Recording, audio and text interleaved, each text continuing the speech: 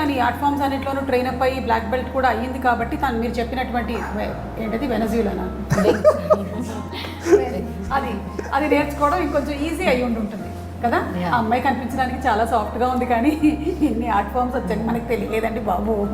Okay, so ఈ మూవీలో మీరు తనని showing her as a very strong protagonist. So strong women అంటే మీ డెఫినేషన్ ఏంటి? Who can stand their ground most importantly. అంటే పరిస్థితి ఎటువంటిదైనా మనం నిలబడగలగాలి, సెల్ఫ్ డౌట్ అనేది ఉండకూడదు. అంటే నేను I was raised up by strong women in my life. మా అత్తయ్యలు కానీ మా ఫ్యామిలీ కానీ, నేను జనరల్గా అందుకే మేబీ అది కూడా అయి ఉండొచ్చు. అంటే నేనేదో అనుకొని రాసేది కాదు, మనం పెరిగిన వాతావరణం మనల్ని చాలా ఇన్ఫ్లుయెన్స్ చేస్తుంది. అంటే ఇంట్లో ఏ కష్టం ఉన్నా ఇంకోటి ఏది ఉన్నా కూడా నిలదొక్కుని ఎక్కడ చెప్పకుండా.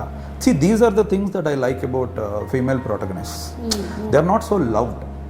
100 సమస్యలు ఉంటాయి, they don't cry out like siren.